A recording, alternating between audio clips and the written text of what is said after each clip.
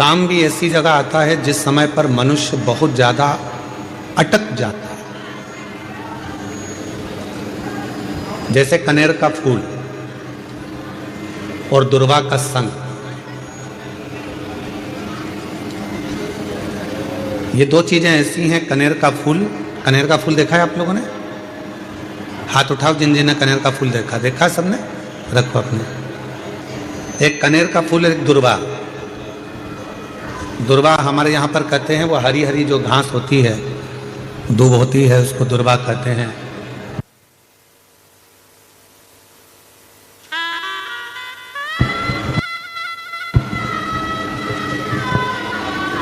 एक होता है कनेर का फूल, एक होती है दुर्वा। ये दो हैं।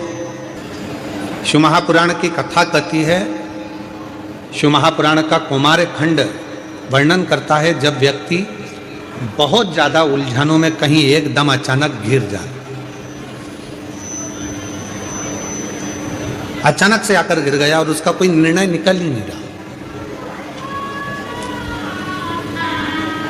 वो निर्णय निकल ही नहीं रहा है, बिल्कुल इतनी अड़चन में फंस गया कि चारों तरफ से ऐसा लग रहा है कि अब तो कोई निर्णय निकल ही नहीं रहा, अब तो मर जाऊं तो अच्छा। तो शिव पुराण की कथा कहती है मरना उसका कोई हल नहीं है, सुसाइड कर लेना उसका हल नहीं है। अब मैं चारों तरफ से घिर गया हूं, बहुत परेशान हो गया हूं, बहुत तकलीफों में फंस गया हूं, तो अब तो मैं मर जाऊं तो अच्छा। उसके मन में ये भाव आ जाता है। उस समय पर कुछ मत कर, सुसाइड का तो सोची मत ही, मरने का तो सोची मत ही। केवल एक काम कर, एक कनेर का फूल और एक दुर्वा दोनों ले जा। जया, विषहरा, शामली बारी, दौतली और देव, शिव जी की 5 बेटियां। सब लोग उनका नाम लेंगे साथ में।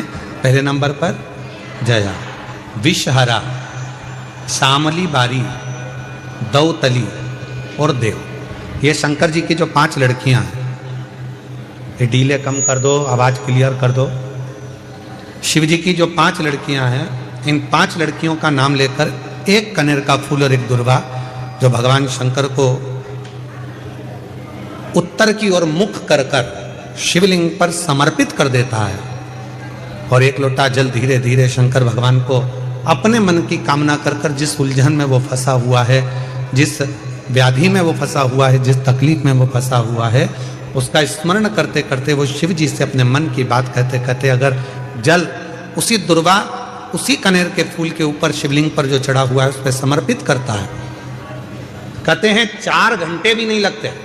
3 महीने तो जान दो, 3 दिन भी जान दो, 4 घंटे भी नहीं लगते और देवाधिदेव महादेव उस व्याधि से उसको निकालना प्रारंभ कर, उस व्याधि से वो निकालना प्रारंभ कर देता, उस तकलीफ से उसको दूर करना प्रारंभ कर देता। पर एक निवेदन है आप सबसे,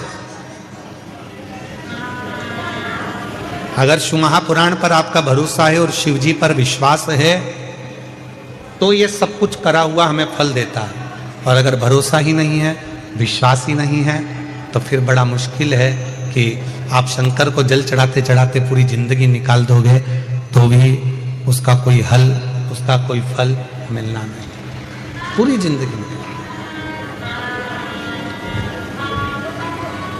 आप दिल से उसको निवेदन करो, प्रार्थना करो, वो तेरा ही दिया मैंने खाया पिया,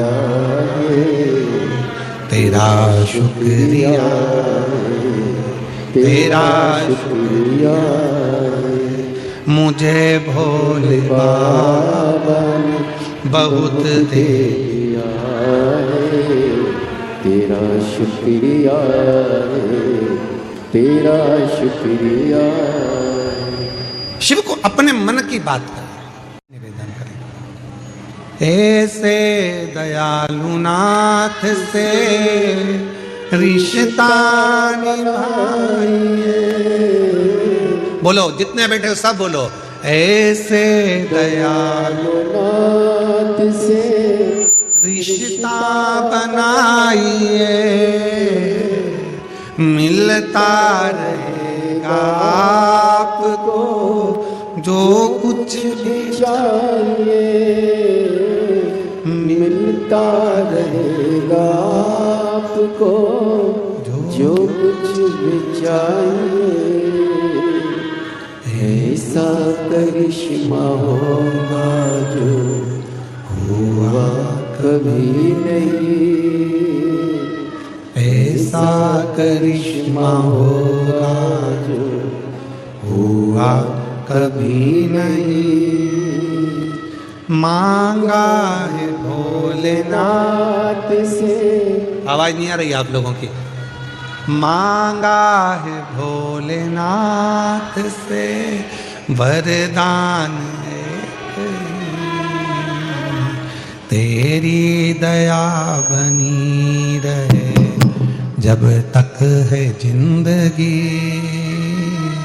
तेरी दया बनी रहे जब तक है जिंदगी, तेरी कृपा बनी रहे जब तक है जिंदगी। जो बैठ कर मांग रहे हैं, जो हम बाबा से प्रार्थना कर रहे हैं, जो निवेदन कर रहे हैं, जो बाबा से विनय कर रहे हैं, वो बाबा स्वीकार कर, वो दे रहा, स्वीकृत कर रहा है, स्वीकार कर रहा है। देवराज कभी शिव मंदिर नहीं गया, देवराज कभी भगवान शंकर की आराधना नहीं करा, कभी मंदिर नहीं गया, कभी पूजन नहीं करी, कभी अर्चना नहीं करी। पर माँ ने जो जल चढ़ाया था, एक लोटा जल, वो माता का चढ़ाया गया जल बेटे के कार्य आ गया। माँ का चढ़ाया गया जल बेटे के काम आ गया। जो आप शिव जी को जल चढ़ा रहे हो, भगवान शंकर को जल चढ़ा रहे हो, शिव जी से विनय कर रहे हो, निवेदन कर रहे हो, विनय कर रहे हो, विनती कर रहे हो, वो चढ़ाया गया जल एक ना एक दिन आपकी जिंदगी को पलट कर जरूर रखेगा, ये निश्चित है। जो चढ़ा, जो शंकर भगवान को जल चढ़ा रहा है, जो शिव जी को जल समर्पित कर रहा है, वो आपका जीवन बदल कर रहा है, ये निश्चित।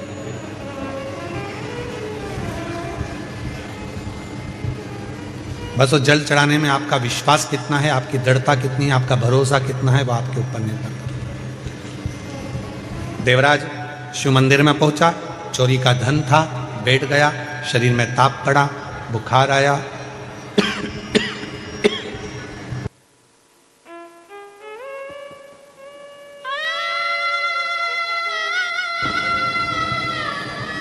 शरीर में ताप पड़ा, बुखार आया और देवराज शरीर में ताप पड़ने पर, बुखार आने पर दुबक कर बैठा था, चुप कर। परसों के दिन जब हम सीहोर में थे बाबा के धाम में, तो एक किसी ने प्रश्न किया था परसों, और उस प्रश्न में उसने कहा कि गुरुजी, सबसे पहले शंकर भगवान जब अपने भक्त पर कृपा करते हैं, जब शंकर भगवान अपने भक्त का दुख काटना चालू करते हैं, तो हमको कैसे मालूम पड़ता है कि भगवान शंकर ने अब हमारा दुख काटना प्रारंभ कर दिया? हमें मालूम कैसे पड़ेगा? तो हम उमाखंड में एक चरित्र आता है, जब माता पार्वती जी तप करते करते करते करते करते करते माता पार्वती के बहुत वर्ष निकल गए और पार्वती भगवान शंकर को प्राप्त करना चाहती थी, तो पार्वती के प्रसंग को हम देखें उमा खंड में, तो वर्णन आता है कि शिव जब करुणा करना चाहते हैं, जब शंकर भगवान आपको स्वीकार करना चाहते हैं, तो सबसे पहला झंडी किस रूप में दिखाते हैं? तो कहा शंकर भगवान स्वयं आपके स्वप्न में आकर, शंकर भगवान आपके स्वप्न में आकर आपको दर्शन भी देते हैं, और कोई कोई शिव भक्त ऐसा होता है कि उसको स्वप्न में भी शिव के भक्त के मुख से, जब स्वप्न में भी ब्रह्म मुहूर्त में कथा सुनने का स्वप्न दिखना चालू हो जाए कि मुझे कोई कथा सुना रहा है, शिव पुराण सुन रही हूँ, शंकर बैठे हैं, उनका दर्शन कर रही हूँ, तो समझ लेना कि शिव तुझे अब दुख से दूर करना प्रारंभ करना चाह रहे हैं, तुझे दुख में।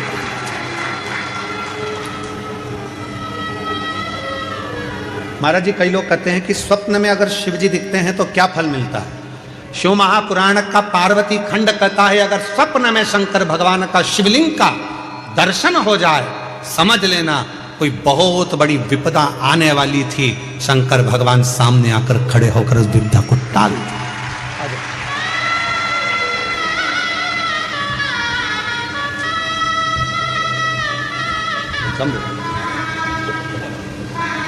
वो आपका स्वप्न में भी आकर आपका दर्शन देकर कह जाता है कि अब चिंता करने की जरूरत साथ है, संग खड़ा है, दुख मिटाने के लिए तुम्हारे पास में आकर खड़ा है, क्यों चिंता करना।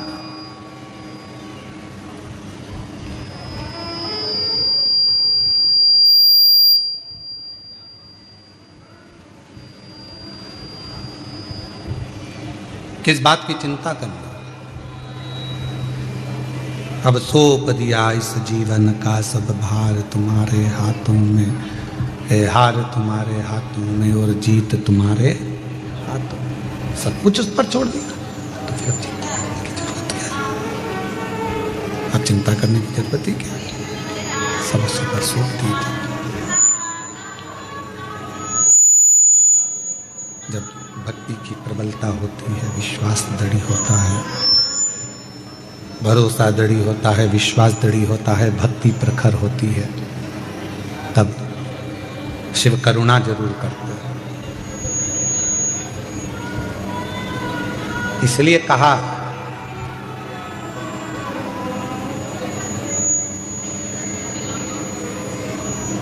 गेट पर, बेड पर और डेट पर, तारीख पर, तुम्हारे दुख के समय पर, तुम्हारी तकलीफ के समय पर, तुम्हारी कष्ट के समय पर जो खड़ा है, समझ लेना कि वही तुम्हारे लिए हितैषी है और वही शिव है, वही हितैषी है, वही शिव। परिवार बहुत बड़ा है, रिश्तेदार बहुत सारे हैं, पूरा कुटुंब भरा पड़ा है, पूरा घर भरा पड़ा हुआ है, पूरे नातेदार रिश्तेदार कुटुंबी परिवार, नाते रिश्ते कुटुंब परिवार ढेर भरा पड़ा हुआ है, सारा घर बड़ा पड़ा हुआ है, पर दुख की घड़ी में, दुख के समय पर, तकलीफ की घड़ी में कोई बहुत बड़ा कष्ट आकर खड़ा हो गया और बहुत बड़ी तकलीफ आकर खड़ी हो गई, और उस दुख की घड़ी में अगर दरवाजे पर कोई अपना आकर खड़ा हो जाए, तो समझ लेना कि सारे रिश्तेदारों में सबसे श्रेष्ठ रिश्तेदार वही है जो दुख की घड़ी में हमारे गेट पर खड़ा है, जो हमारे गेट पर खड़ा। आ जाइए, आ जाइए।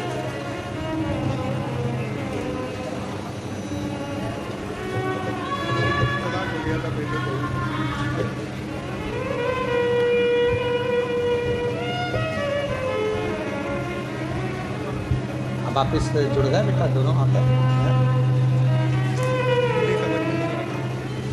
बेटे बहू में तलाक हो गया था और केस चल रहा था, संबंध पूरा खत्म हो गया था। 7 दिन की शिव पुराण की कथा, माँ आस लेकर कथा में पहुंच गई।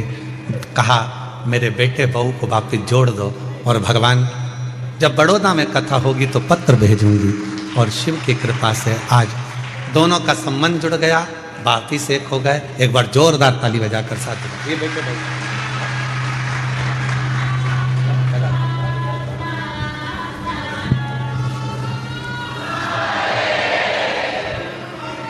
एक विश्वास, एक दृढ़ता।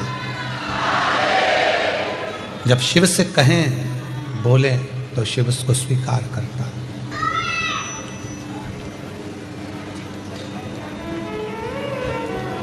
गेट, बेड और डेथ, 3 है। दुख के समय पर कोई तुम्हारे दरवाजे पर खड़ा है तो समझ लेना वही तुम्हारा सबसे ज्यादा श्रेष्ठ हितैषी है, वो पूरा विश्वास के साथ खड़ा हुआ। कई लोग परिवार के भी ऐसे होते हैं, रिश्तेदार नातेदार ऐसे होते हैं, कुटुंबी परिवार वाले ऐसे होते हैं कि जैसे ही कोई दुख का समय आता है, तकलीफ की घड़ी आती है, किसी के यहाँ मालूम पड़े कोई ईडी का, इनकम का कोई फालतू की बात, कोई केस, कोई थाना, कोई कचहरी, कोई चीज हो जाती है तो लोग उसके दरवाजे पर जाते ही नहीं, पहुंचते। तुम्हारे दुख के समय पर अगर कोई गेट पर खड़ा है, तुम्हारे साथ खड़ा है, समझ लेना कि वही शिव है, वही श्रेष्ठ है। पहले नंबर पर गेट, दूसरे नंबर पर बेड। तुम्हारी बीमारी के समय पर, तकलीफ के समय पर, शरीर में रोग के समय पर, हॉस्पिटल में बेड पर पड़े हुए हो, घर पे पलंग पर पड़े हुए हो और कोई तुम्हारे बेड के पास खड़ा है तो समझ लेना वही तुम्हारे लिए श्रेष्ठ है। बाकी के जितने हैं वो सब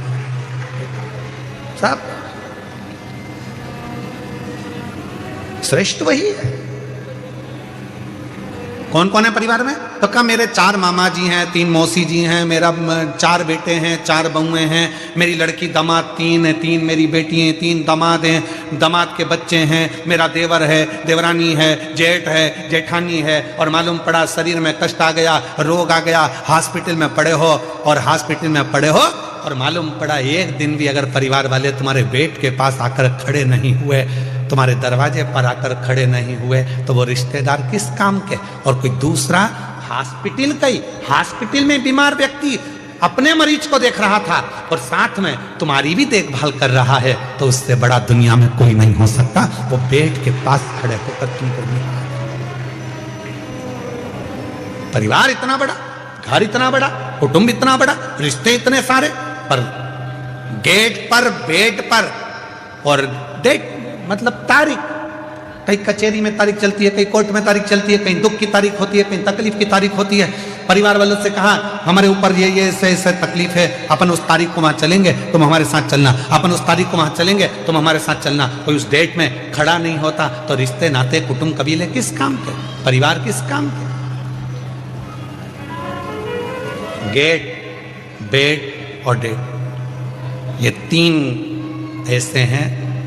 दुख के समय पर, तकलीफ के समय पर कोई यदि आपके साथ दरवाजे पर खड़ा है, बीमारी के समय पर कोई आपके पलंग के पास खड़ा है और कोई तारीख पर आपके साथ खड़ा है, तो समझ लेना कि आपका अपना है, आपका कष्ट आपका अपना है, वो कोई दूसरा नहीं, वो श्रेष्ठ है, वो श्रेष्ठ है।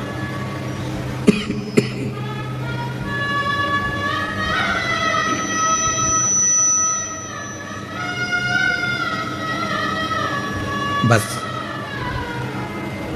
देवराज नाम का ब्राह्मण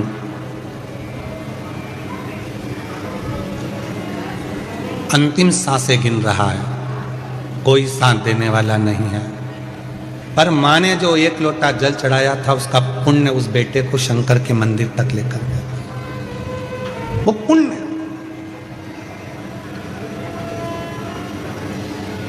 बड़ौदा के इस पंडाल में जितने शिवभक्त बैठकर कथा को सुन रहे हैं, आपको शिव महापुराण की कथा में लेकर कौन आया? कौन तुमको यहां लेकर आया? आपका पुण्य, जो आपने 1 लोटा जल शंकर के मंदिर में चढ़ाया था, वो पुण्य आपको याद, आपका पुण्य।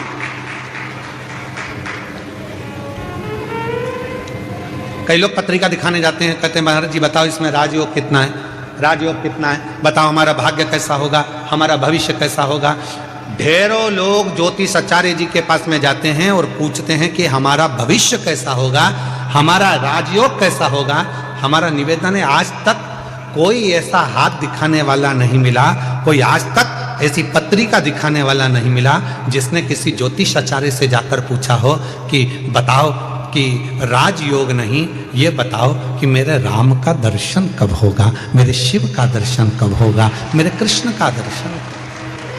क्या मेरे भाग्य में राम योग लिखा है? राजयोग नहीं। मेरे हाथ की रेखा में क्या राम का दर्शन लिखा है? मेरे हाथ की रेखा में क्या भगवान का दर्शन लिखा है? मेरे पत्रिका में, जन्म पत्रिका में क्या शिव का भक्ति लिखी है? क्या मेरी जन्म पत्रिका में भगवान शंकर की भजन लिखा है? क्या मेरी जन्म पत्रिका में क्या शिव की भक्ति लिखी है? ये यजमान जी जो बने हैं, चंद्रपाल जी, कहाँ बैठे हैं? खड़े हो जरा।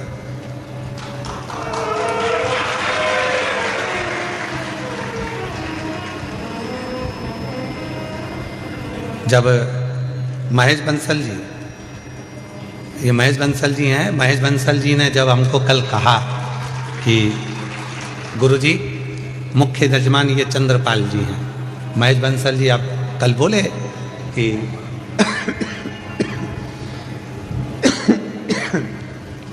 मुख्य यजमान चंद्रपाल जी हैं। चंद्रपाल जी जब हमारे को मिले, इनकी पत्नी और इनके चेहरे पे ऐसी खुशी, शाल की ट्रे रखी थी बाजू में, वो भी ध्यान में नहीं, पानी का लोटा ध्यान में नहीं, थाली ध्यान में नहीं, और जब हाथ में तिलक लगा रहे थे तो हाथ भी इनका थर थर कांप रहा था। आज हमको कल बंसल जी, इनको देखकर ऐसा लगा जैसे शबरी के दरवाजे पर राम जी आए थे, तो शबरी भी अपनी सुध खो बैठी थी, वो सुध खो। पर बंसल जी आपको भी मैं धन्यवाद दूंगा, आप बोल हीरा के परखैया हो पक्का। जिन जजमान के यहाँ हमारे को ठहराया, अग्रवाल जी के यहाँ जयदेव जी उनके पुत्र हैं, जिनके हम ठहरे, उनका भी इतना सरल भाव है, इतना सरल भाव। क्या नाम है उनका, जिनके हम ठहरे हैं? उनका नाम स्मरण में नहीं है हमको, अग्रवाल जी का। तो वो आप ही हैं? अच्छा, साधुता है आपको, बहुत बहुत। इतनी सरलता के साथ में हम जैसे चाहते हैं कि हम जहाँ रुकें वहाँ हम केवल भजन करें, इसके सिवाय कोई हमको परेशान ना करे, ना हमसे कोई पूछे ना। हमसे ये भी मत पूछो कि तुम खाना खाए, भोजन करे कि ना करे, पानी पिए कि नहीं पिए, दूध प्रसाद लिया कि नहीं लिया। हम तो हमारा भक्ति महाराज जी, केवल शिव जी का अभिषेक, शालिग्राम जी का अभिषेक, ठाकुर जी की सेवा और श्री शिवाय नमस्ते। तो मैं इनको भी धन्यवाद दूंगा, आपने ऐसी जगह ठहराया कि जहाँ उनकी बहू बच्चे कोई नहीं, केवल कुछ कोई पूछे ना, केवल उनको मालूम है गुरुजी अपनी भक्ति में लगे हैं, भोजन प्रसाद बना देना, ठाकुर जी की सेवा में पहुंचा देना। अग्रवाल जी आपको भी बहुत बहुत धन्यवाद देता हूँ इस चीज के लिए। साधु विराजिए, बहुत बहुत। शिव तत्व इसी को कहते हैं।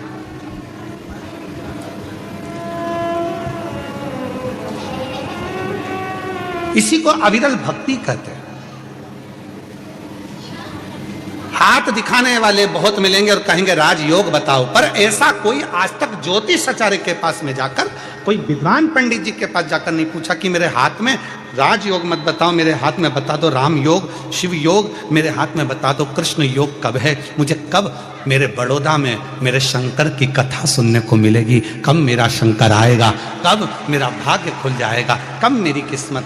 और शबरी तुम्हारे पास में कौन कैसा विद्वान ज्योतिष आचार्य मिला मुझे हमें नहीं मालूम, पर माँ शबरी अम्बा के पास में, शबरी माता के पास में मातंग ऋषि थे। मातंग ऋषि से शबरी अम्बा ने पूछा मेरे भाग्य में बता दो राम का दर्शन कब होगा, राम का दर्शन।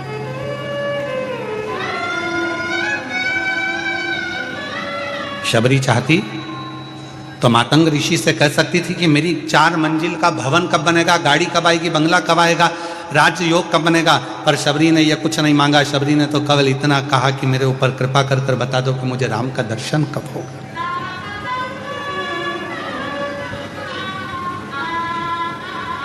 कब?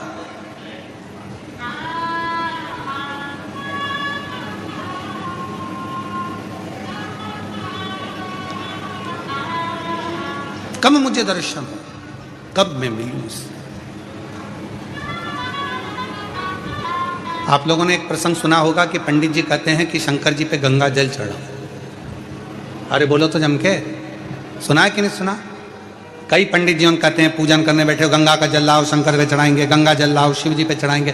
कभी आपके मन में आया कि पंडित जी ने कहा कि गंगा का जल शिव जी को चढ़ाना है, गंगा का जल शंकर भगवान को चढ़ाना है? कभी विचार करा कि आपने पंडित जी से कहा पंडित जी आप कह रहे हो कि गंगा का जल शिव जी को चढ़ाना है, पर गंगा तो शंकर भगवान के मस्तक पर बैठी हुई है, तो उनका जल उन्हीं को चढ़ाएंगे, यह कहाँ की रीति है? आप बोलो कि साधारण जल लियाओ, कुएं का जल लियाओ, बावड़ी का जल लियाओ, जाओ ये जल लेकर आओ शंकर भगवान को, पर आप कह रहे हो गंगा का जल चढ़ाएंगे।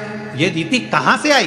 क्योंकि गंगा मैया जब शंकर भगवान की जटा में आकर बैठ गई, चारों तरफ से जटा बंद गई, गंगा अंदर रह गई, और रहने के बाद गंगा बाहर निकलने के लिए घूम रही है उसी जटा के अंदर।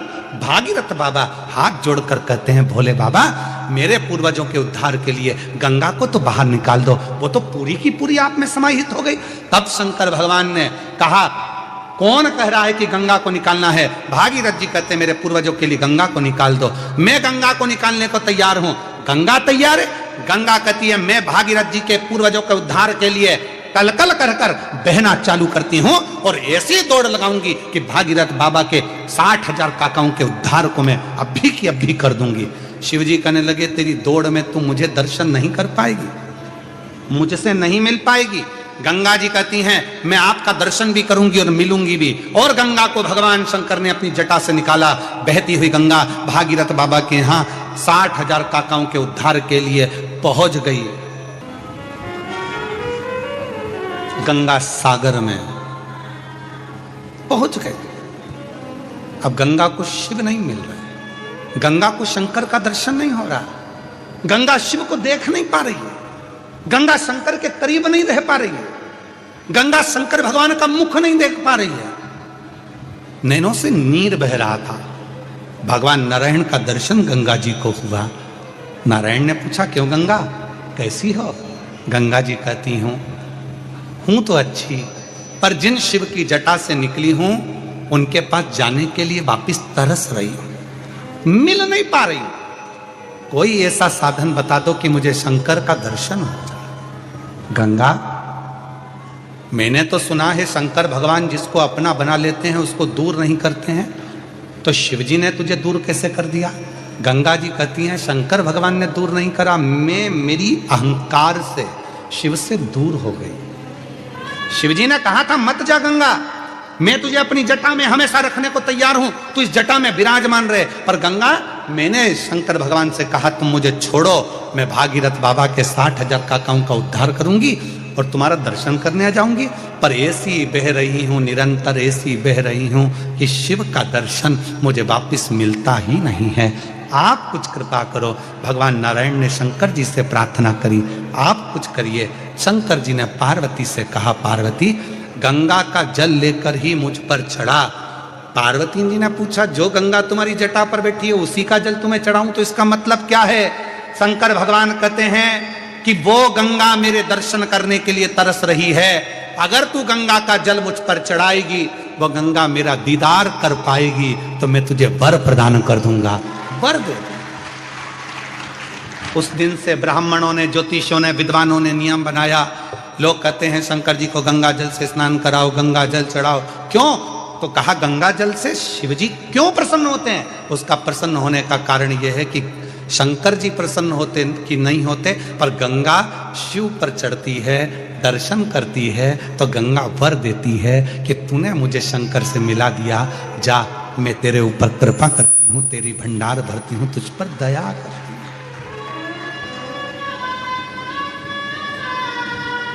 कृपा करती हूँ, मैं तुझ पर दया करती हूँ। और मिलाने वाला कितना श्रेष्ठ होता है आप सबको मालूम है। मिलाने वाला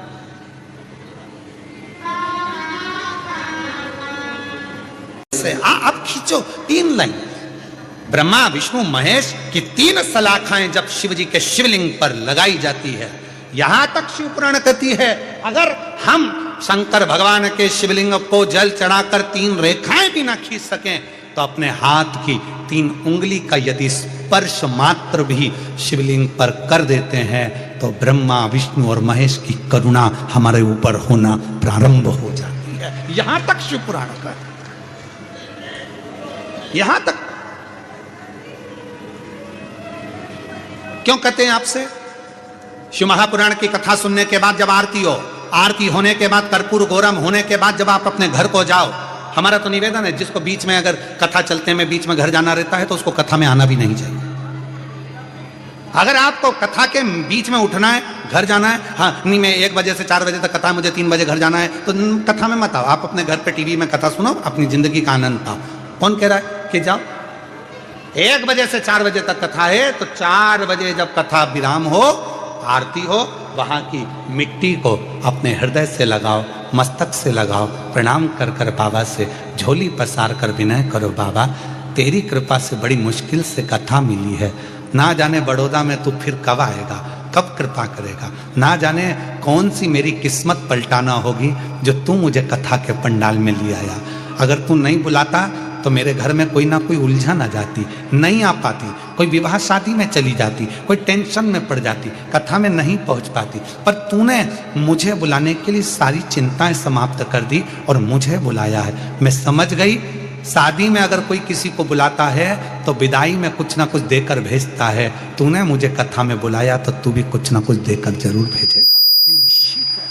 मैं आई हूं तेरे आश्रित होकर, तेरे भरोसे होकर, तुझ पर तड़ा कर कर, तेरे पर विश्वास कर कर मैं तेरे पास पहुंची हूं और ये पक्का भरोसे से कहती हूं, मेरा तू ही तो हमदर्द है जिसे हर दर्द कहता।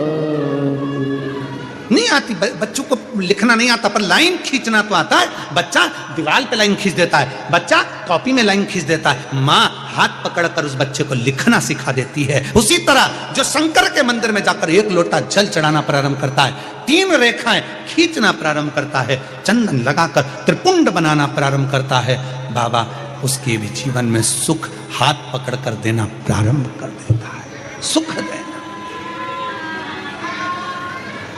प्रसन्नता देना।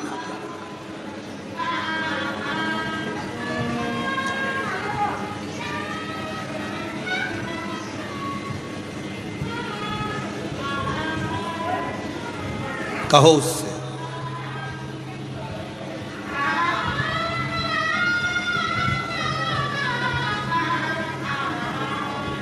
एक पत्र में एक बहन जी ने लिखा है, जल्पा बेन गोहिल, जल्पा बेन गोहिल,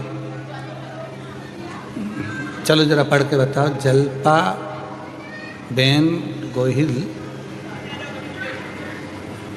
कंडाज पंचमहाल गुजरात से हैं। कहीं बैठी हो? आप ही हैं? हाथ हिला दो एक बार। हाँ हाँ, वापिस हाथ हिला दो एक बार। जल्पाबेन गोहिल कणाज पंचमहाल गुजरात से हैं। है? 2 माताएं हैं, जिनका नाम ये है। जल्पाबेन कौन सी है? जल्पाबेन हाथ हिलाएं।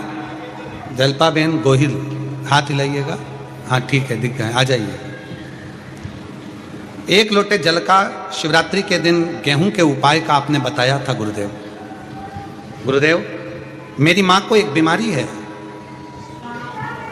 पॉलीसिथीमिया कर एक बीमारी होती है जिसमें ब्लड चढ़ाया जाता है। डॉक्टर के हिसाब से वो बीमारी कभी समाप्त नहीं होती, अंतिम सांस तक रहती है। पर गुरुदेव आपने कहा था कि पंडाल में बैठकर कथा सुनो, आखिरी में पंडाल की मिट्टी को अपने शरीर पर लगाकर जाओ, बाबा आपके दुख को दूर जरूर करेगा। गुरुदेव मैंने सूरत डिंडोली के दूसरे दिन की कथा पंडाल में बैठकर सुनी और मेरी माता को मैंने वो मिट्टी ले जाकर दी और मम्मी ने शरीर पर लगाई। आज बाबा को धन्यवाद देने के लिए आई हूँ कि मेरी मम्मी की वो पॉलीसिथीमिया की बीमारी पूरी की पूरी समाप्त हो गई और बाबा की कृपा से मेरी मम्मी पूरी ठीक हो गई। गुरुदेव बाबा बाबा है, देने में कमी नहीं करता, वो इतना देता है गुरुदेव कि जो मांगो वो प्रदान कर देता है। मैं बाबा को नमन करने आया हूँ। एक लाइन अच्छी लिखी है कि लुटा दिया भंडार काशी वाले ने, कर दिया माला काशी। शिव से हृदय से भाव से, निर्मलता से और हृदय की शुद्ध भाव से जो हम कहते हैं वो शिव स्वीकार करता है, शंकर भगवान स्वीकार करते हैं। देवराज नाम के ब्राह्मण को जब भगवान देता है तो कुछ ना कुछ अच्छा करने का प्रयास करता है। वो शिव मंदिर में पहुंच गया, शंकर भगवान ने हाथ पकड़ा, उसके प्राण छूटने का समय था। बेल पत्र के वृक्ष के नीचे उसके प्राण छूटे, बेल वृक्ष।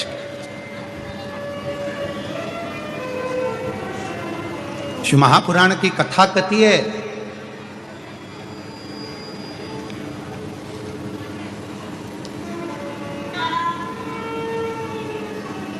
मरने से पहले अपने सिर का ऋण चुका देना चाहिए।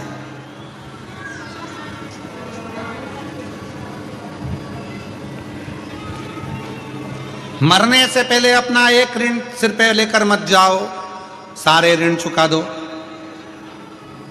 निवेदन है, तुम्हारे मरने पर तुम्हारे अंतिम संस्कार में जितनी लकड़ी लगे कम से कम उतने पेड़ पृथ्वी पर लगाकर तो जाओ।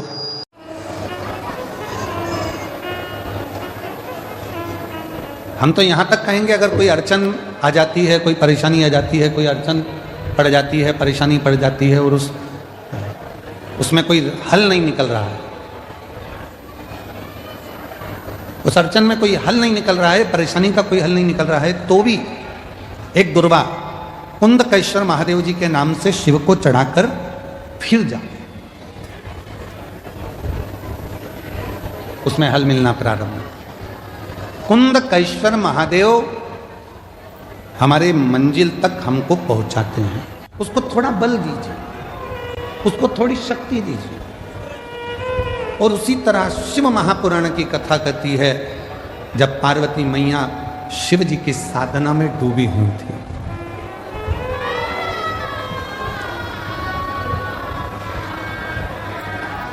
जब भगवान शंकर की साधना में पार्वती मैया डूबी हुई, तब करते करते करते करते बहुत वर्ष निकल गए, तो भी शिव प्रकट नहीं।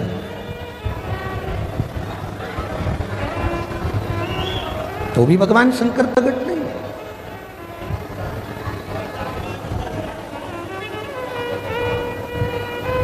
शिव प्रकट नहीं हुए।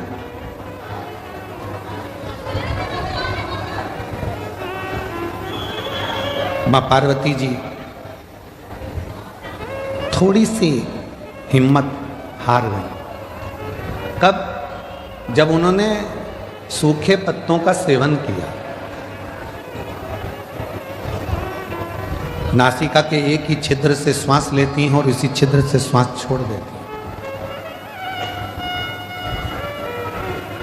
तब थोड़ी सी हिम्मत मां जगतजननी जगदम्बा मां पार्वती जी हारी।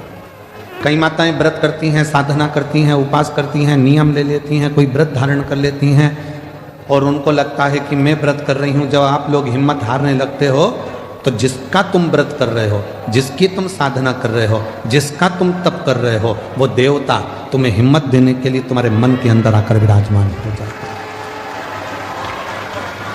तब वो आता है।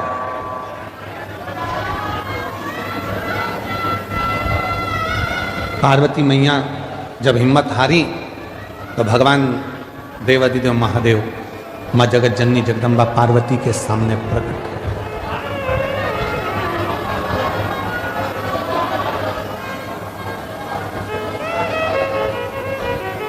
और शंभु शरणे मांगू घड़ी रे घड़ी दुख काटो, दया करे निदर्शन आपो। शंभु शरणे घड़ी मांगू घड़ी रे घड़ी दुख काटो, दया करे निदर्शन। शिव पार्वती जी की साक्षी में उनको बल देने के लिए प्रकट, असली स्वरूप में नहीं। असली स्वरूप में शिव नहीं है। शिव स्वरूप बदल कर, कभी शंकर भगवान ऋषि का रूप लेकर आते हैं और पार्वती को बल देते हैं, कभी शंकर भगवान मगर बनकर आते हैं, पार्वती को बल देते हैं, कभी शंकर भगवान पार्वती जी के सम्मुख में कोई स्त्री का रूप लेकर आते हैं, बल देते हैं। आप में से कई माताएं कहती हैं, कई जीजी कहती हैं, कई जीजा कहते हैं, कई बेटियां कहती हैं, कई बेटा कहते हैं, कई बुजुर्ग माँ बाप कहते हैं कि हम जब हिम्मत हारते हैं तो भगवान हमको हिम्मत देने क्यों नहीं आता। भगवान को हिम्मत देने क्यों नहीं आता। शिव महापुराण की कथा कहती है, जब आप हिम्मत हारते हो, परिवार के भले ना आए, पर तुमने जो एक लोटा जल चढ़ाया है वो शंकर तुम्हारे सामने खड़े होकर रूप बदलकर, किसी रिश्तेदार का स्वरूप धरकर, किसी परिचित का स्वरूप धरकर, कोई अपनों का रूप रखकर, कोई परिचित का रूप रखकर, कोई रिश्तेदार का रूप रखकर, मेरा देव अधिदेव महादेव आकर हिम्मत जरूर देता है और तुमको जिंदगी जीने का एक तरीका सिखाता है।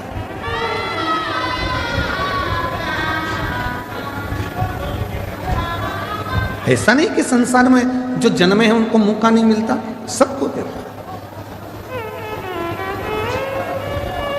एक पशु है, मेरा देवाधिदेव महादेव उसको भी आगे बढ़ने का मौका देता है। एक पक्षी है, मेरा महादेव उसको भी आगे बढ़ने का मौका देता है। एक जीव जंतु है, मेरा महादेव उसको भी आगे बढ़ने का मौका देता है। और एक सांसारिक मनुष्य है, उसको भी आगे बढ़ने का मौका मेरा देवाधिदेव महादेव देता है। ऐसा नहीं है कि मेरे शिव जी मौका नहीं देते।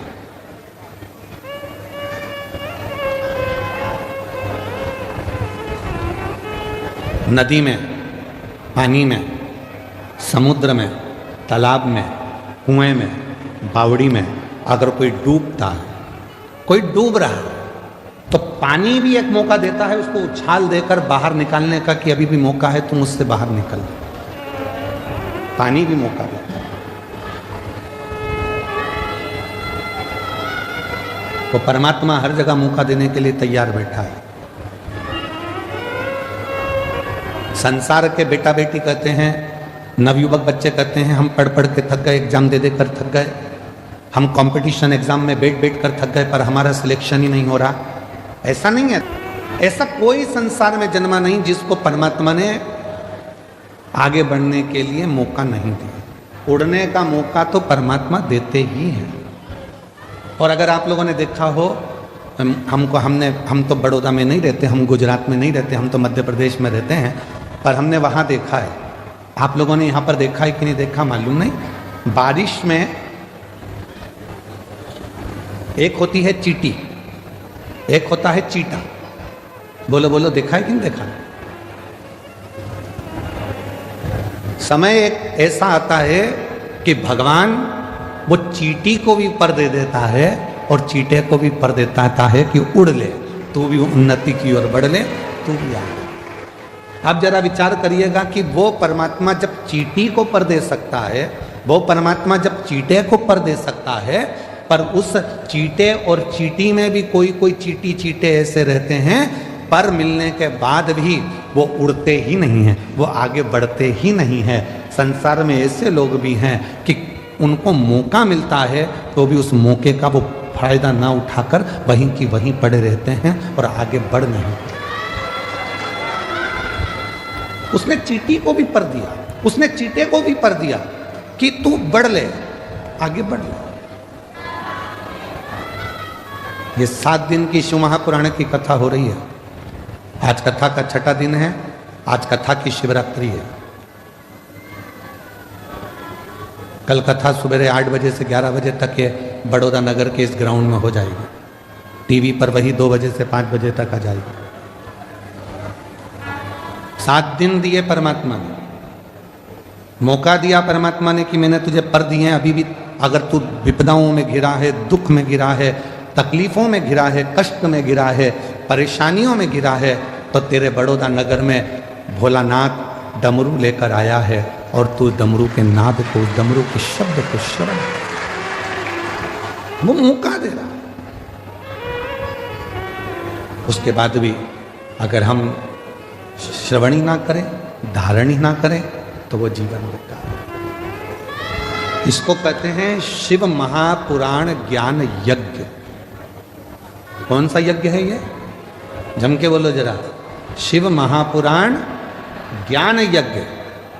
क्योंकि सारे यज्ञों में सबसे बड़ा यज्ञ होता है ज्ञान का यज्ञ।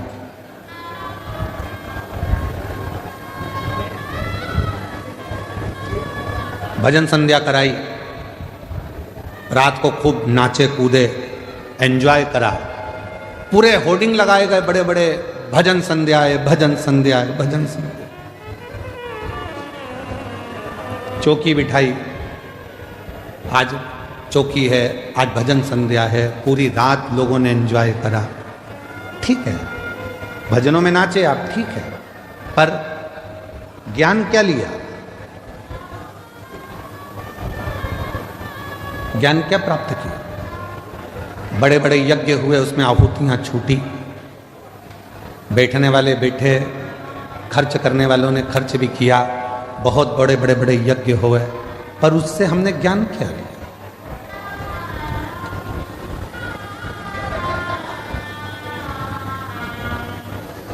इसको शिव महापुराण ज्ञान यज्ञ कहते हैं। तो कहा गुरुजी अगर ये यज्ञ है तो यहां कुंडी कहां है? हवन की कुंडी कहां है? तो शिव महापुराण कहती है जितनी मुंडी उतनी कुंडी। ये ज्ञान यज्ञ है।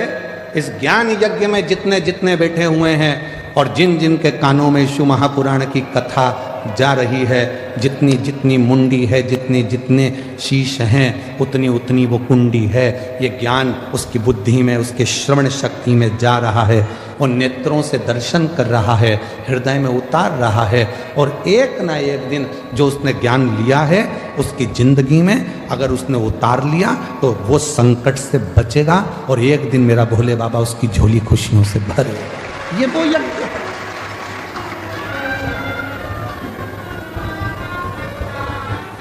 यहां व्यक्ति स्वयं आत्मा से परमात्मा को मिलाने का प्रयास कर रहा है,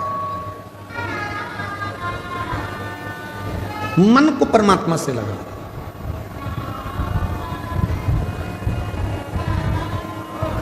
कभी किसी महाराज जी ने अपने प्रवचन में नहीं कहा कि शरीर को परमात्मा से लगाओ। कभी किसी महाराज जी ने, बड़े बड़े संत साधु ने भी अपने अपने प्रवचन में नहीं कहा कि इस तन को परमात्मा से लगाओ। किसी संत साधु गुरुजन ने नहीं कहा, किसी वक्ता ने नहीं कहा कि तन को परमात्मा से लगाओ। जिसने भी कहा एक ही बात कही, मन को, चित्त को परमात्मा से लगाओ, आत्मा को परमात्मा से लगाओ। क्यों? तन लगाने का क्यों नहीं बोला? शरीर को परमात्मा से लगाने का क्यों नहीं बोला? क्योंकि शरीर माता और पिता की देन है।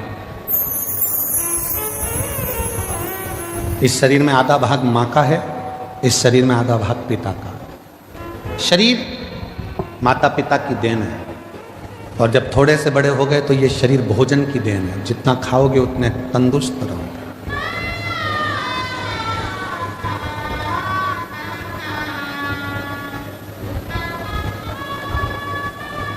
घर, जमीन, जायदाद, पैसा, धेला, शरीर, ये सब दूसरों की देन है, दूसरों। पर उस देवाधिदेव महादेव मेरे शंकर भगवान की देन क्या है? शिव जी ने आपको क्या देकर भेजा था? तो कहा शंकर भगवान ने हमको ये आत्मा, ये मन, ये चित्त देकर भेजा। इसीलिए बड़े बड़े वक्ता हो, चाहे छोटे छोटे कथा वक्ता हो, चाहे कोई संत हो, साधु हो, सन्यासी हो, तपस्वी हो, साधक हो, वो आपसे कहते हैं अपनी आत्मा को परमात्मा में लगाओ, मन को परमात्मा में लगाओ, तन को नहीं, शरीर को नहीं, मन लगाने की बात करते हैं। क्यों? क्योंकि जैसे बच्चा घूम जाता है, माँ के पास आता है तो माँ उससे गले लग जाती है, उसी तरह ये आत्मा, ये मन जब संसार में भटक जाता है और जब हम एकांत में बैठकर शिव को भजते हैं तब वो परमात्मा इस आत्मा को संभाल लेता है और हमें उन्नति के मार्ग पर ले जाकर छोड़ देता है। हम मन नहीं लगा पा रहे। और हमने पहले भी कथा में कहा है कि शिव महापुराण की कथा में तुमको सूचना मिल जाए कि कुबेरेश्वर धाम से बाबा कथा के लिए आए हैं, तुमको सूचना मिल जाए कि शंकर भगवान की यह पवित्र कथा, यह कुबेरेश्वर धाम की यह पवित्र धरा से चलकर ये शिव महापुराण यहाँ पहुँची है, तो आपसे निवेदन है भीड़ बढ़ाने के लिए शिव पुराण में बिल्कुल मत जाना। तुम्हारी भीड़ बढ़ाने से तकलीफ हमको भी होती है, इतनी भीड़ में हम खुद ट्रैफिक में फंस जाते हैं। भीड़ बढ़ाने के लिए कथा में मत जाओ। कथा में अगर आए हो शिव महापुराण की तो भाव को बढ़ाओ। कितना भाव बढ़ा सकते हो, तुम्हारे भीतर कितनी परमात्मा की प्राप्ति कर सकते हो। मालूम पड़े तुम आ तो गए हो, मन लग नहीं रहा, बार बार उठकर जाना है, बाजू वाले को देखना है, उधर से आवाज़ आई तो उधर देखो, उधर से आवाज़ आई तो उधर देखो, है। और आधी टेंशन अपनी गाड़ी कहाँ रख कर आए हैं, तीसरा टेंशन बैग रखी थी कहाँ चले गया, चौथा टेंशन मेरी चप्पल पे कोई बैठ गया, पांचवा टेंशन वो मेरे को लेकर आए थे मेरे पति कहाँ चले गए, छठा टेंशन किससे झगड़ा करूं, किससे झगड़ा करूं। तो क्या मतलब का कथा में आने से? समय बर्बाद करने के लिए कथा में बिल्कुल मत आए हो। आज कथा की शिवरात्रि है, ये 2 दिन, एक छठा दिन, एक कथा का 7वां दिन, ये दोनों दिन इतने प्रबल होते हैं कि जो पंडाल में बैठकर बाबा से कहा जाता है, सुना जाता है, वो सब शिव 3 महीने के अंदर देते जरूर हैं। इसीलिए लाखों की संख्या में शिव भक्त यहाँ आते हैं, इसलिए लाखों की संख्या में पहुँचते। और उसमें भी हम हमारी बुद्धि को, अपने चित्त को, इधर कोई पानी देने आया, कोई टॉफी देने आया, कोई सामान देने आया, भैया दे ना जरा, भैया दे ना जरा, भैया दे ना जरा। मांगना था उस भोलेनाथ से और मांगने में रहेगा दूसरे से। मालूम पड़ा करोड़ों का धन छोड़कर 2 रुपए लेकर साथ चले गए, तो क्या मतलब?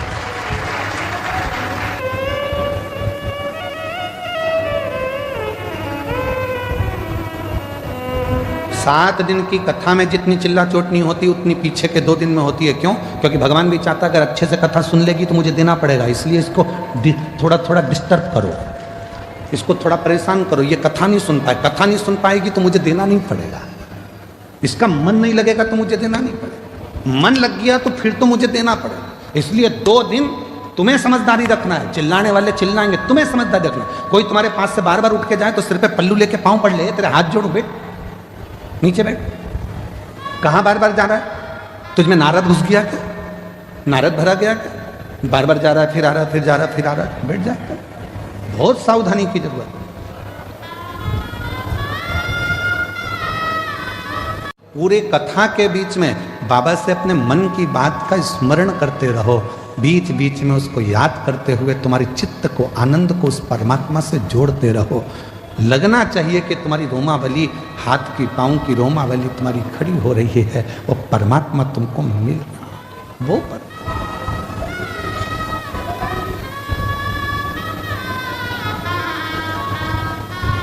भाव की मूलता रखी, भीड़ की नहीं।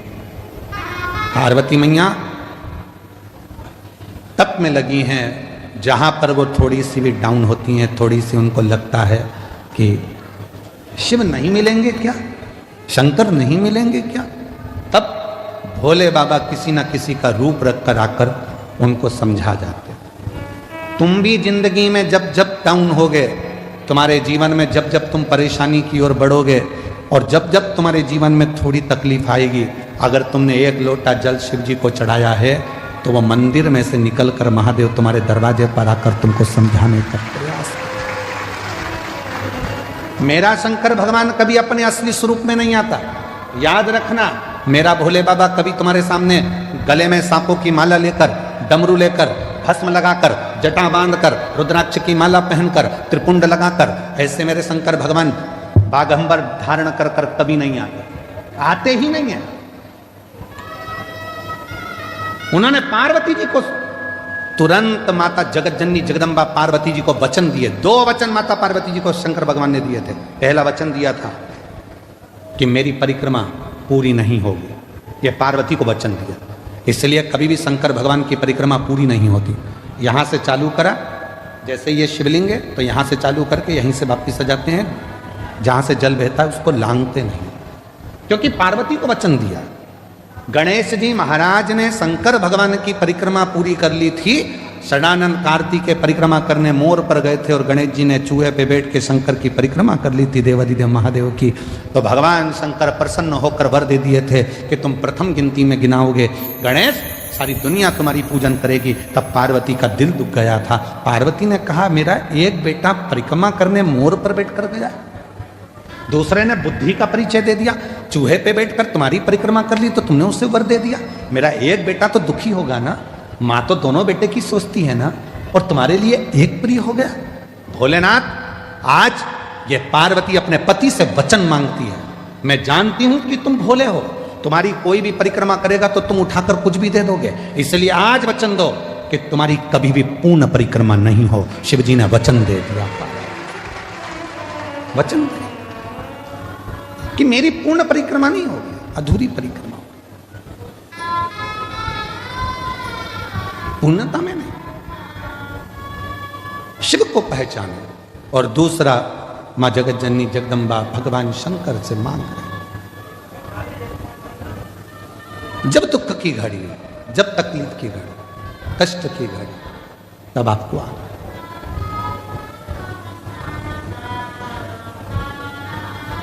इस रूप में नहीं।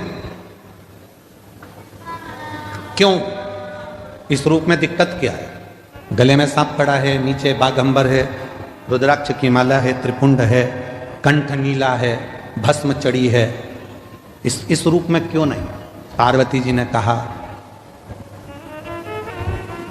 भगवान राम जी का प्रागट्य हुआ, शंकर भगवान दर्शन करने के लिए गए तो कौशल्या मैया ने शंकर भगवान को राम जी का दर्शन नहीं किया।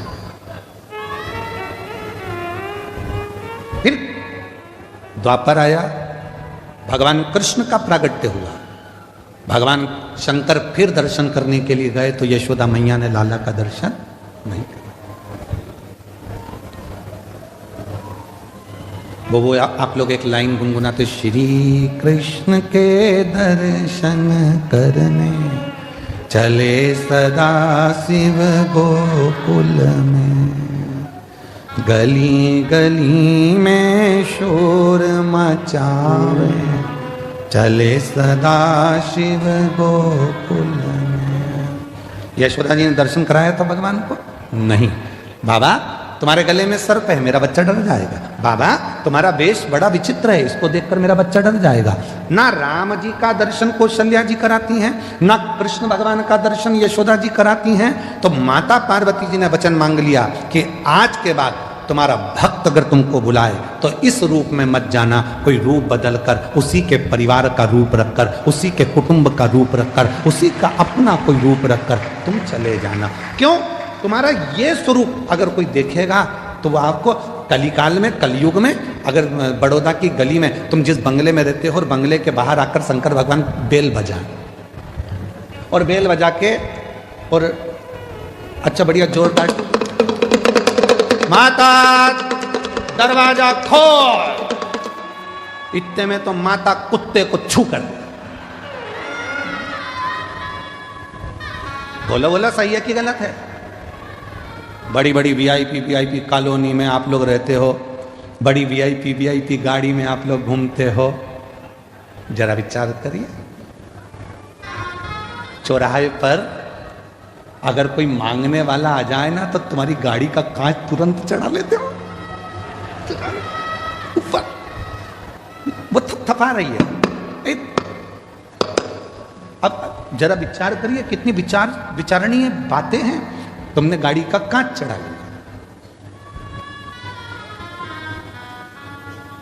और तुमने क्या कहा, मैं जब जब यहां से निकलती हूं ना, ये रोज भिखारियों ने ऐसे ही मांगने आते हैं।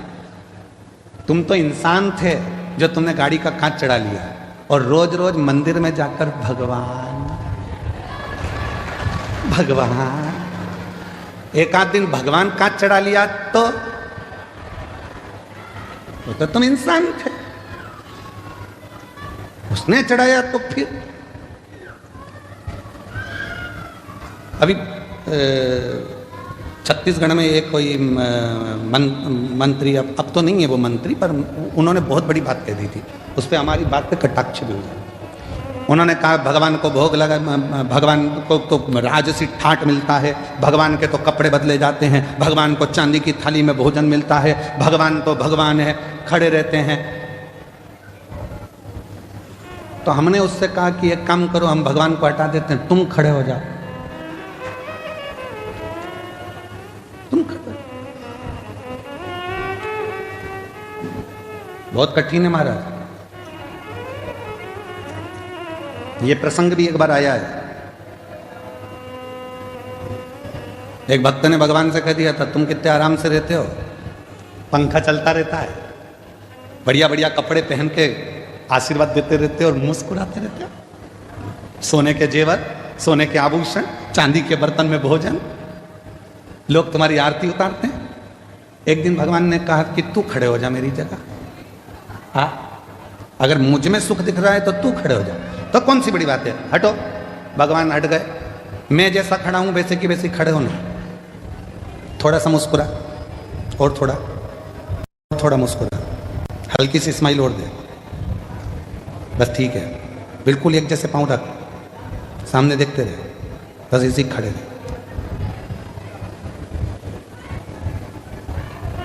अब इतने में से नीचे से चींटा चढ़ गया, चींटा। भगवान खड़े थे पास में, हिल मत जाना, ऐसे ही खड़े रहे, मुस्कुरा। अरे काय का मुस्कुराऊं, काट रहा है। भगवान बोले हम भी तो मुस्कुराते, मुस्कुरा।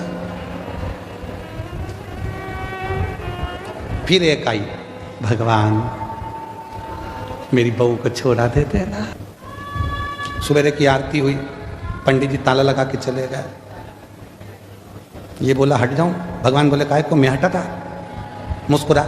तो क्या अब तो कोई देख ही नहीं रहा, तो मुस्कुराऊं काय को, मुस्कुरा, मुस्कुरा।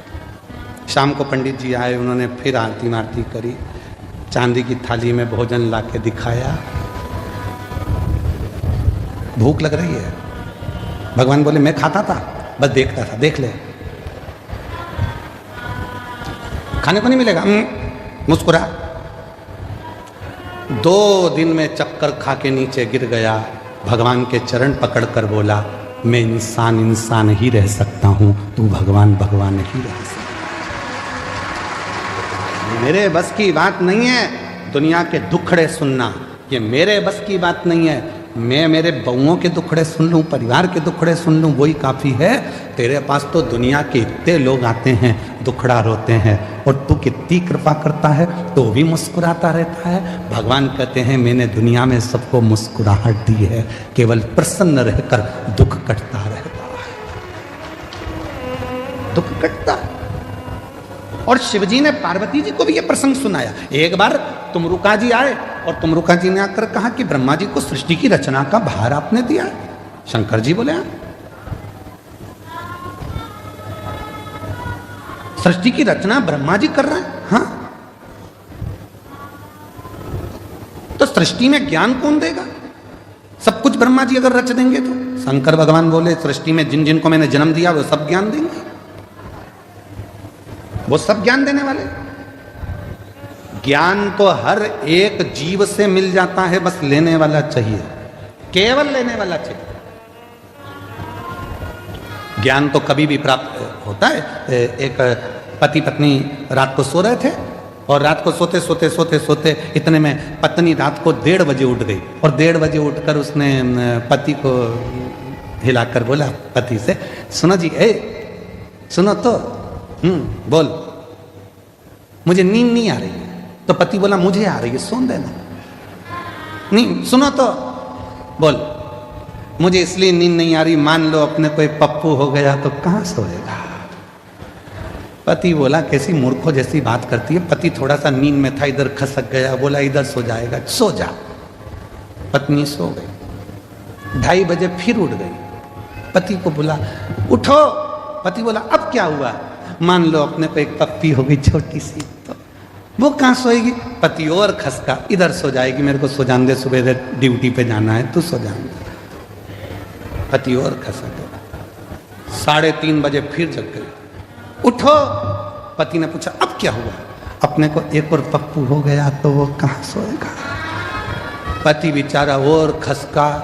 अब पलंग तो पलंग है, कोई शासन की रोड थोड़ी ना कि खसकतेगा। खसकते से पलंग से धड़ से नीचे गिर गया। नींद में तो था ही, कमर का कुस्का चले गया, कमर टेढ़ी हो गई। पति बोला अब तो सो जा।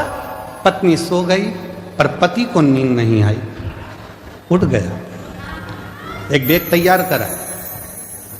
पत्नी सवेरे से उठते से बोलती है गुड मॉर्निंग। ये तो बताओ रात को इतनी अच्छी बात कर रहे थे, अभी सुबह सुबह कहां जाने की तैयारी कर रहे हो। पति ने कहा रात को मात्र पुत्र की कामना करी और कमर की हड्डी टूट गई। अगर वो पुत्र पैदा हो गया तो ना जाने कौन कौन सी हड्डी तोड़ेगा। इससे अच्छा है मैं तो जाऊं और गिरनार के पर्वत पर बैठकर भगवान शिव की आराधना करूं, दत्त की आराधना करूं। ज्ञान कभी भी पैदा हो सकता है, ज्ञान कहीं पर भी प्रकट हो सकता है, बस उसको लेने वाला चाहिए। और भगवान शिव कह रहे हैं तुमरुका जी से, प्रकृति में ऐसा कोई नहीं है जो हमको ज्ञान नहीं देता। चिड़िया हमको चहकना सिखाती है, मोर हमको नाचना सिखाता है, कोयल हमको गुनगुनाना सिखाती है, गाना सिखाती है, नदियां हमको सिखाती हैं कि हमेशा निरंतर चलते रहो, बढ़ते रहो, पीछे मुड़कर मत देखो। पर्वत सिखाते हैं कि तुम्हारी उन्नति तुम्हारे हाथ में है, मेरे जैसे विशाल बन जाओगे, बढ़ते रहो। समुद्र तालाब सिखाते हैं कि जितना मैं गहरा हूं उतनी जिंदगी में तुम गहराई को धारण करो। पृथ्वी सिखाती है कि धैर्य रखो। संसार में जितने जीव जंतु हैं, संसार में जितने भी जीव हैं, वो सब हमको सिखाते हैं। जो निर्जीव हैं वो भी सिखाते हैं, वो हमको सिखा रहे हैं, पर हम सीखने को तैयार नहीं है।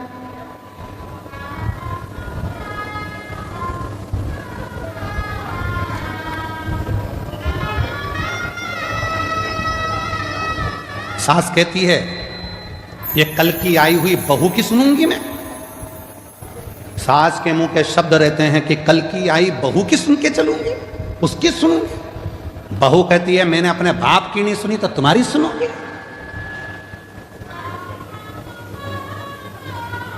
बेटा कहता है मैं तुम्हारी नहीं सुनूंगा ऑफिस में। बाप कहता है मैं बेटे की नहीं सुनूंगा, मैंने पाल पोस के बड़ा करा है, दुकान मेरी है, व्यापार मेरा है, मैं नहीं सुनूंगा। बेटा कहता है मैं बाप की नहीं सुनूंगा। दोस्त दोस्त से कहता है भाई मैं तेरी सुनने वाला नहीं हूं। समाज के लोग एक दूसरे से कहते हैं समाज में हमारा भी वजूद है, हम नहीं सुनेंगे तेरी। कोई किसी की सुनने को तैयार नहीं है तो क्या सियोर वाला महाराज सुनेगा? कोई किसी की नहीं सुन रहा, सब अकड़ में मैं नहीं सुनूंगा, मैं नहीं सुनूंगा, मैं नहीं सुनूंगा, मैं नहीं सुनूंगा। कौन सुनेगा? किराया दे दिया करो, सियोर वाला महाराजा जाएगा, बड़ौदा में सुन के चले जाएगा, उसमें क्या दिक्कत? एक सुनने वाला भी रख लो जो तुम्हारी सुने।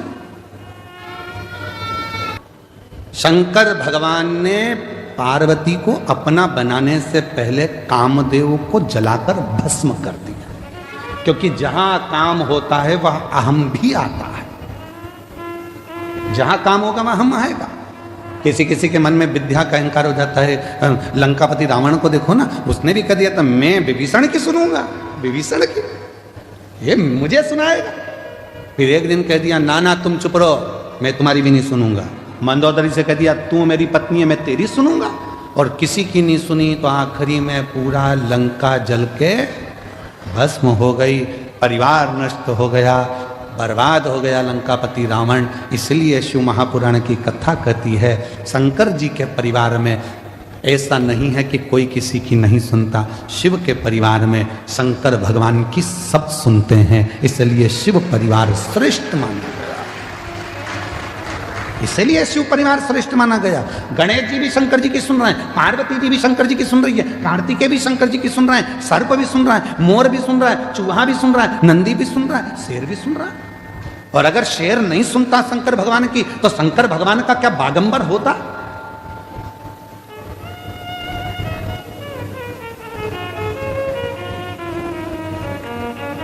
शिव जी क्या बागंबर पहनते? ये तन पर भगवान शंकर के जो बागंबर आया, जिस बागंबर पर शिव जी बैठते हैं, शेर की खाल पर बैठते हैं, शेर की खाल बागंबर भगवान तन पर धारण करते, किसने किसने किसने दिया उनको? एक दिन पार्वती जी बोल दी भगवान शंकर से, चौसर खेलना है। शिव जी ने कहा खेलो, आओ चौसर खेलो। अब पत्नी है, धर्म पत्नी है, बैठ के बातचीत चले, दोनों के विचारों का आदान प्रदान हो।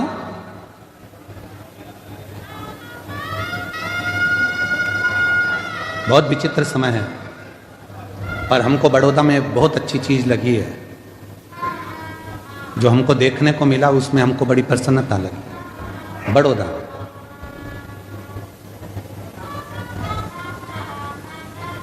बड़ौदा में एक एक नारी, एक एक जीजी, एक एक बहन, एक एक स्त्री खाली नहीं बैठी है। कुछ ना कुछ काम भले वो घर से कर रही है, चाहे बाजार से कर रही है, पर वो पति के साथ कदम से कदम मिलाकर आगे बढ़ रही है। ये भारत की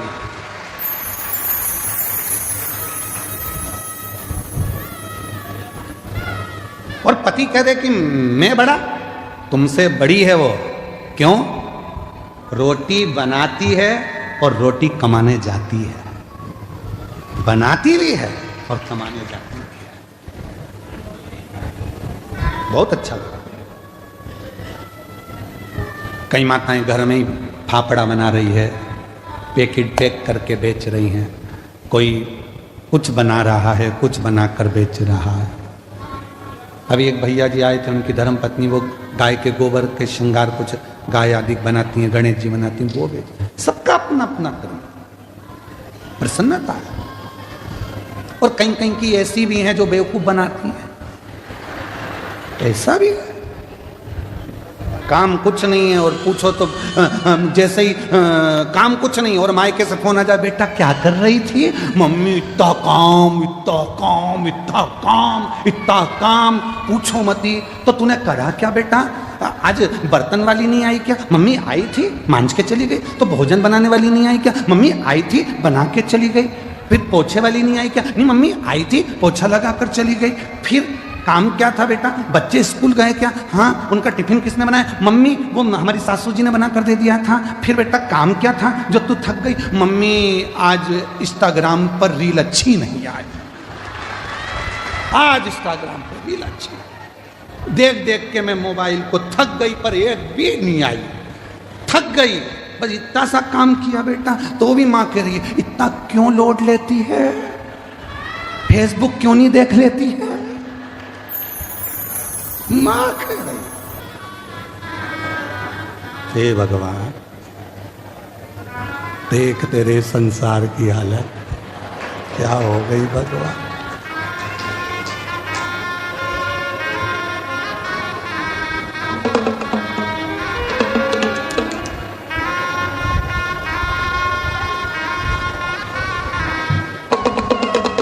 ये मौका बार बार नहीं आने वाला, अभी भी मौका है। जाग जा। थक गए।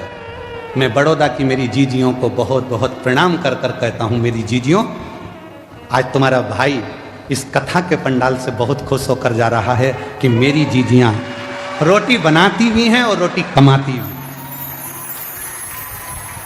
मेरी जीजियां रोटी बनाती भी और रोटी कमाती भी हैं, कदम से कदम मिलाकर साथ चलती। आज मेरी बड़ौदा की जीजियों को देखकर खुश हूं।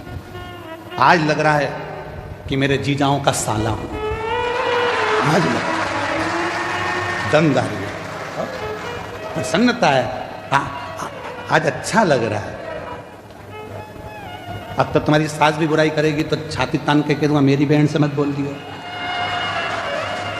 दमदारी है। उसने रोटी बनाती भी है और रोटी कमाती भी है।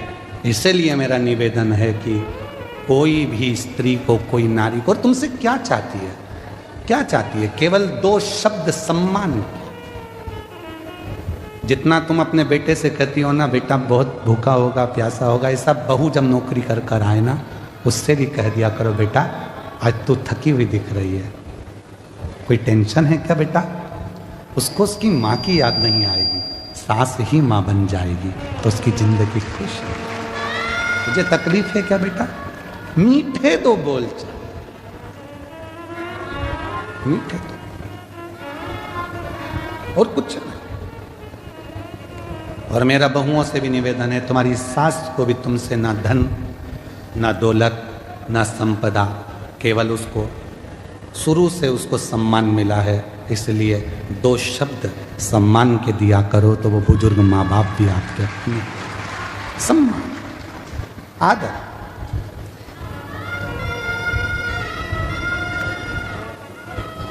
पार्वती मैया जीव, जंतु, पशु, पक्षी ये सब हमको सीख दे, सब सीख।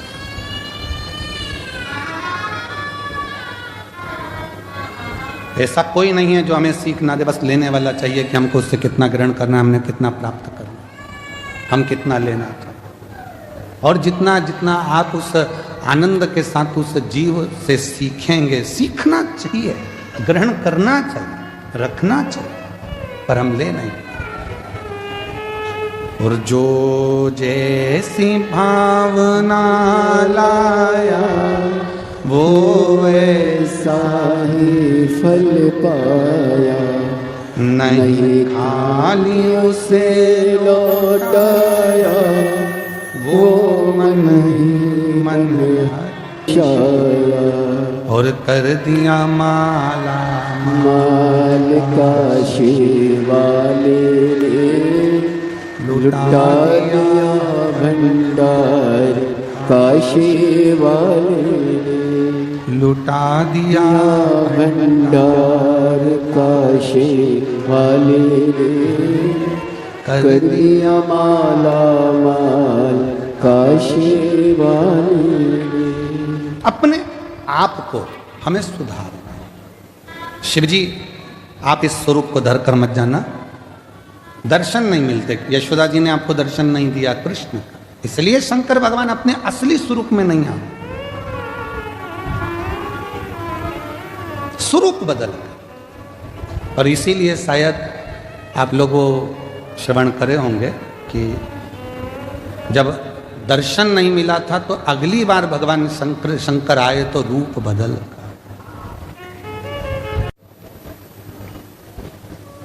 दूसरा वचन है कि अपने स्वरूप को त्याग कर जाओ। और जो जीव है, जंतु हैं, पशु हैं, पक्षी हैं, वो सब शिव के हैं। पार्वती जी ने कहा मेरे साथ में बैठकर चौसर खेलो, भगवान शिव चौसर खेलो। चौसर में पार्वती जी ने सारे वस्त्र शंकर भगवान के जो बागंबर था वो ले लिया। शिव जी के जो भी वस्त्र थे वो वस्त्र सब धारण कर। शिव जी नग्न वेशधारी थे। कर्पूर गौरम करुणावतारम संसार सारम भुजगेन्द्रम सदा हृदयारविंदे भवं भवामि सहितं नमामि। शिव नग्न वेशधारी हो, नग्न वेश। एक वन में से निकल रहे थे, ऋषियों की धर्म पत्नियां शंकर भगवान के बैठे हुए स्वरूप का दर्शन कर रहे थे। इतने सुंदर देवादिदेव महादेव, इतने सुंदर कि ऋषियों की धर्म पत्नियां उनको देखकर स्तुप्त हो गईं, रुक गईं, हिली तक नहीं।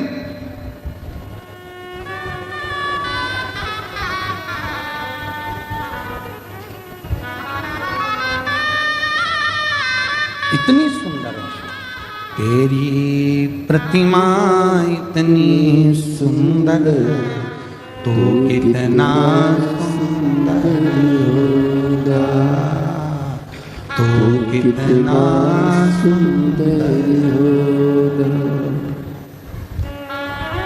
नाम है तेरा तारनहारा, कब तेरा दर्शन होगा। तेरी प्रतिमा इतनी सुंदर, तू कितना सुंदर सुंदर होगा, तू कितना सुंदर होगा। एक बात बोले हमारी जीजियों और हमारे जीजाओं, बेटियों बेटाओं, मेरे बुजुर्ग माँ बाप, सही में तो शिवजी अगर तुम्हारे सामने आ जाए ना तो तुम पहचान तो नहीं पाओ। उसको पहचानना कठिन, बहुत कठिन। किस रूप में आता है, कब आता है, कैसे आता है, क्या करिए, क्षमा करिए। शिवजी मुस्कुरा दिए। क्या चाहते हो, मैं मरूं आपके हाथ से, मैं आपका स्पर्श हो जाए तो मैं आपके साथ जिंदगी भर रहूं। मैं नहीं रह सकता तो मेरी खाल आपके तन पर डले। शिव जी ने उसी बाघ की खाल को तन पर पहन लिया। शिव का नाम बागेश्वर महादेव। बागेश्वर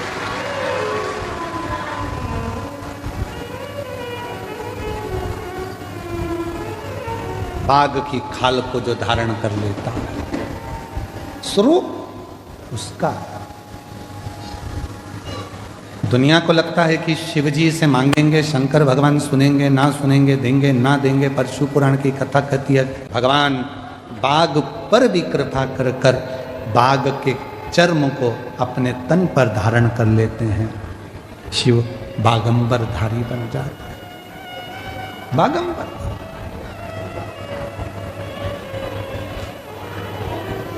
कई माताएं कहती गुरुजी बेलपत्र नहीं हो तो, नहीं है तो कोई बात नहीं।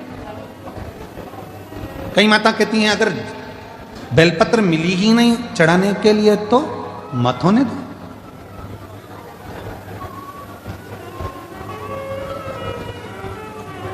गुरुजी जल भी नहीं हो तो मत होने दो, भस्म भी नहीं हो तो मत होने दो, चंदन भी ना